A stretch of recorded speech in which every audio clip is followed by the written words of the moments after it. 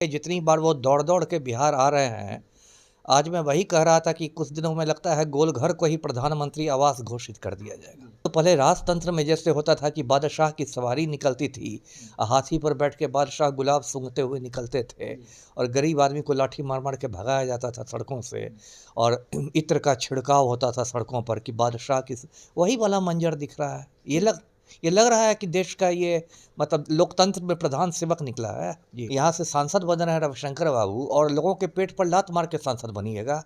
3 दिन तक सब कुछ ठप रहेगा, उनकी दुकान बंद रहेगी, तो क्या गौतम अडानी आके उनका खर्चा उठाएंगे? रविशंकर प्रसाद को जितना फायदा नहीं होगा, उससे ज़्यादा नुकसान होगा। पलटू राम को भी एक मौका मिला है मोदी जी को मक्खन लगाने का भी, तो ये भी दिखा रहे हैं कि तार बदल रहे हैं, बिजली बदल रहे हैं, उसमें भी तो मुझे लगता है कि कहीं ये घोटाला ही ना हो गया।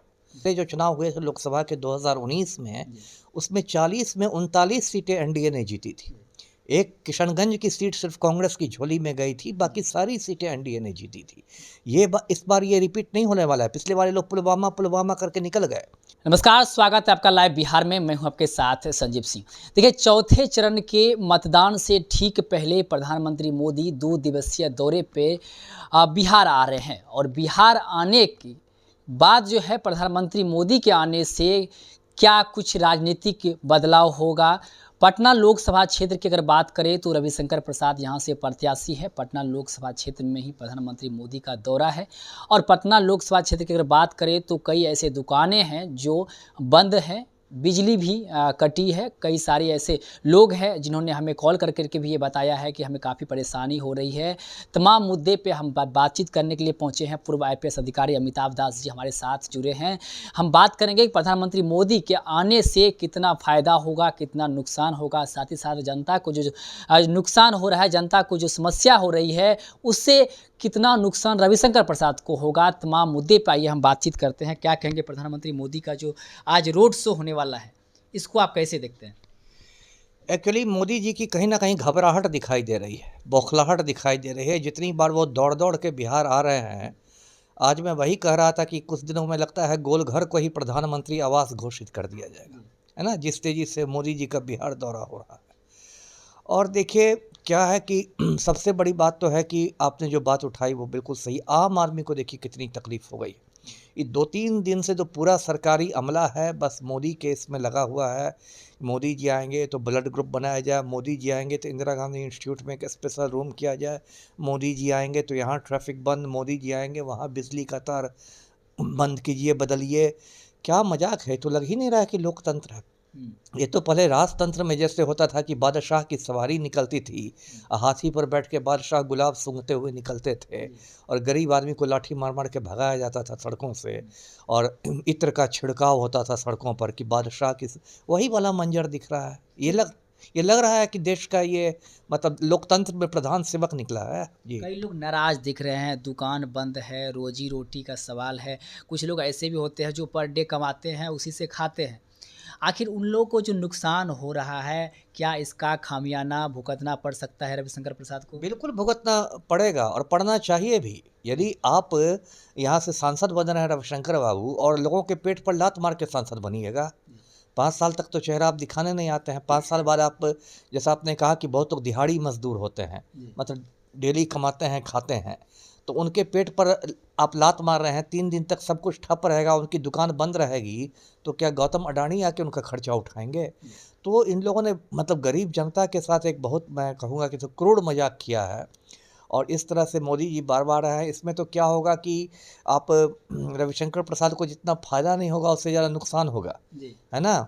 अभी अभी लोग मन मार के चुप हैं क्योंकि अभी पुलिस वाले डंडा लेके घूम रहे हैं। ऐसे ही सोचिए, मान लीजिए किसी आदमी के घर में आज मेडिकल इमरजेंसी हो जाती है, कोई किसी की तबीयत गंभीर हो जाती है, बिगड़ जाती है, जगह जगह से आप आदमी ट्रैफिक आपने बंद किया हुआ है, तो क्या होगा उसमें बताइए? वो तो मर जाएगा घर पर। जी, जिस रोड से प्रधानमंत्री मोदी जाएंगे, रोड शो करेंगे, और उस लाइन में अगर देखा जाए तो अब जो है वायर को भी चेंज किया जा रहा है और कर दिया गया है। पहले जो है 11,000 वोल्ट था, अब जो है चेंज करके जो कवर वाला होता है वो हर जगह लगाया गया। लेकिन इतने दिन से वहाँ नहीं बदला गया था, स्थिति 10 की 10 थी। लेकिन प्रधानमंत्री मोदी के ठीक आने से पहले इस तरह का बदलाव हुआ। क्या लग रहा है ये सब दिखावे की हो रही है राजनीति? दिखावे की हो रही है। पलटू राम थोड़ा मक्खन भी लगा रहे हैं मोदी जी को कि देखिए देखिए हम आपके कितने अनुशासित सिपाही हैं। पलटू राम को भी एक मौका मिला है मोदी जी को मक्खन लगाने का भी, तो ये भी दिखा रहा है कि तार बदल रहा है, बिजली बदल रहा है, उसमें भी तो मुझे लगता है कि कहीं ये घोटाला ही ना हो गया है ना। यहाँ तो विभागों का हिसाब किताब है बिहार में, पता चला कि 5 लाख का तार बदला यार, 50 लाख का वाउचर पास हो गया जी।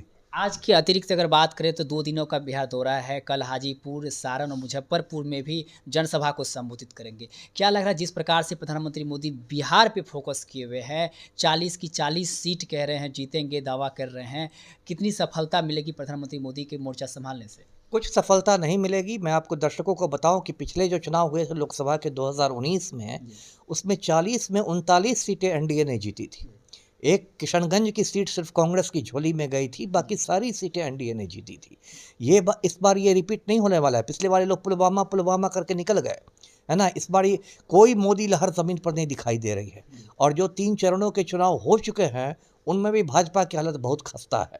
तो कितना भी आप रोड शो कर लीजिए, मोदी जी मुजरा कर लीजिए, कुछ भी कर लीजिए, अब पब्लिक आपका खेल समझ गई है। 10 साल आपने सबको खाली मतलब धोखे में रखा, तो 4 जून की शाम तक मोदी जी का बुढ़िया बिस्तर उठने वाला है। ये कितना भी आप रोड शो कर ले, जैसा लालू यादव ने कहा कि नुक्कड़ नाटक भी कर ले मोदी जी, कुछ भी कर ले, अब जनता इनके झांसे में नहीं आने वाली है। और देखिए इनका पाखंड देखिए, मोदी जी इतना चिल्ला चिल्ला कर परिवारवाद के खिलाफ बोलते हैं।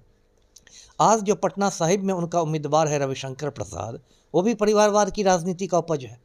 रविशंकर प्रसाद के जो पिताश्री थे ठाकुर प्रसाद, हम लोग जब बच्चे हुआ करते थे उसी समय वो जनसंघ और भाजपा में नेता हुआ करते थे है ना। और जब ठाकुर प्रसाद दिवंगत हो गए तो रविशंकर प्रसाद आ गए राजनीति में। ये क्या नहीं है? ये क्या परिवारवाद नहीं है? परिवारवाद तभी होता है जब राहुल गांधी चुनाव लड़ते हैं या प्रियंका गांधी राजनीति करती है। और किस मुंह से मोदी जी मांगेंगे रविशंकर प्रसाद के लिए वोट? लोग पूछेंगे ना कि भाई ये परिवार नहीं है क्या मोदी जी? तो ये सब देखिए जुमलेबाजी। देखिए 10 साल कम नहीं होता है। 10 साल तक मोदी को लोगों ने समय दिया, 10 साल कम नहीं होता है। राजीव गांधी ने 5 साल में हिंदुस्तान का चेहरा बदल दिया था, भारत में कंप्यूटर क्रांति ला दी थी, इंडिया को आईटी का सुपर पावर बना दिया था। आप 10 साल तक खाली जुमलेबाजी हवाबाजी करते रहे। विश्व गुरु हो गया, अमृतकाल हो गया, अच्छे दिन आ गए। ये नहीं, अच्छे दिन क्या आए हैं? क्या युवाओं, इस बार तो युवाओं ने मतलब सोच लिया है कि सारे बेरोजगार मिलके हिंदुस्तान के प्रधानमंत्री को बेरोजगार बना देंगे। चलिए बहुत बहुत धन्यवाद। तो हमारे साथ बात कर रहे थे पूर्व आईपीएस अधिकारी अमिताभ दास जी। उन्होंने साफ तौर पे कह दिया है कि इस बार युवाओं ने सोच लिया है कि प्रधानमंत्री मोदी को ही बेरोजगार बना देना है। साथ ही साथ प्रधानमंत्री मोदी के रोड शो को लेकर भी उन्होंने कह दिया है कि इनकी रोड शो से रविशंकर प्रसाद को फायदा नहीं बल्कि नुकसान ही होने वाला है। तमाम तरह की बातें करते नजर आए। आप भी सुने होंगे क्या कुछ कह रहे थे। आप भी अपनी प्रतिक्रिया कमेंट बॉक्स के माध्यम से दे सकते हैं। आप देखते लाइव बिहार। बहुत बहुत धन्यवाद। लाइव बिहार यूट्यूब पर सब्सक्राइब और फेसबुक पर लाइक जरूर करें।